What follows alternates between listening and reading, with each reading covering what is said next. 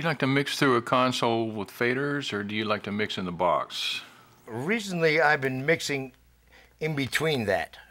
I've been going out, taking Pro Tools out and taking 16 outputs and going into a dangerous 2-bus. And then from there I will go, so I'll take that out analog into a 2-bus, and then I'll come out of that 2-bus and go to a stereo compressor, sometimes a Focusrite Red, or an SSL stereo, an SSL compressor, and then I'll go into another Pro Tools system and mix on that. So I do break it out, but the dangerous box is something that doesn't have faders. It's actually just left, right, left, right, left, right, left, right. Though you can set mono, or you can set +6. So I split it out like that, and I find we're talking slight esoteric little things, I find that I like the way Pro Tools puts out 8 stereos as opposed to it's summing everybody down to just 2. And I've actually A-B'd things that were done the 2 separate ways, and I like it when it's been split out. And people have been able to hear it, and I've been able to hear split out ones compared to in the box.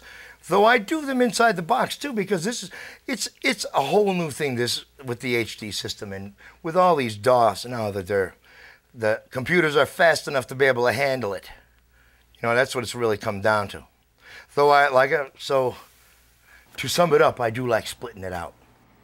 How do you set yourself up when you're getting ready to mix? How do you set up your plug-ins? Well, you know what? Do you use templates and stuff? Well, what I'll do is I'll set up. I have like I'll have templates that have plugins, and the plugins will be, the templates will be all the drum sets, you know, all the drums, and then what I will do is I will import all the plugin settings and the IOs from the template into the song, and that's how I'll start with it. But it doesn't necessarily stay there. I mean, so many times I've mixed on an API console when you walk in and you got the API and it's wonderful.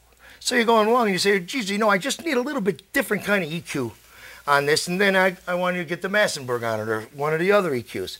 Well, that's the same type of thing in Pro Tools. I will pick the EQs that I think that I normally would use on a drum kit and vocals and all that. And then when I come up to each one of them and I'm setting it, I'll say, well, geez, maybe I should use something else, and then I can do it. But instead of starting from scratch every time, which you know, and slowing you down a lot. Mm-hmm. How does a good board and a good mic pre help your drum sound? Oh, no. I mean, that good mic pre's and good mics and a good signal chain is just about as important as a good set of drums. I mean, it is just as important. I mean, and even if you've gotten all these beautiful mics, if you're going through a lumpy or a dull or a slow attack mic pre, there's nothing you can do about it. It's so important. The mic pre's are so important. It's great that the companies are starting making little single channel things for people to be able to buy, so you can get yourself a decent mic pre and get some decent recordings. Mm-hmm. Is there an EQ setting that you find yourself using on kick drum a lot? You roll out the middle, add some... Oh, yeah. You know, there's always like something on a kick drum. I'll start rolling off. I'll roll off around 500, and then I'll just start slipping it down, moving it down until I feel it in the right place. Though in the end, it all is... I will get a drum, when I'm mixing, I'll get a drum sound up, I'll say, yeah, that's rocking. And then I will start adding up other instruments, and the drum sound I will find, because of the instruments taking up spaces, will need some amendment, and I will always go back and amend the drums. But I like to set the drums, to me, they set like a fidelity level, in the sense that when the drum kit is up, I have the bottom of the foot, so I know how far down he's going. And then I got the top of the cymbals, and I know how far up that's going. And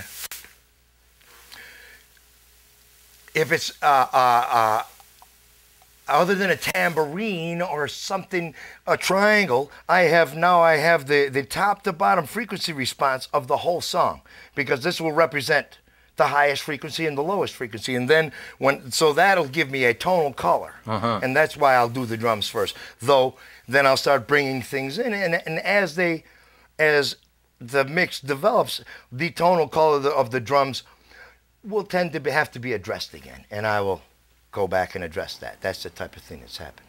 Do you roll off the mid-range at 400 or 500 cycles to make room for that's right. vocals? That's exactly things like that? Right. And also, as you bring up the drum, the bass drum, and if you wanted to get some chest, and you want it to poke, at that volume, it takes up just too much energy. Exactly. It comes down to making some space for other instruments.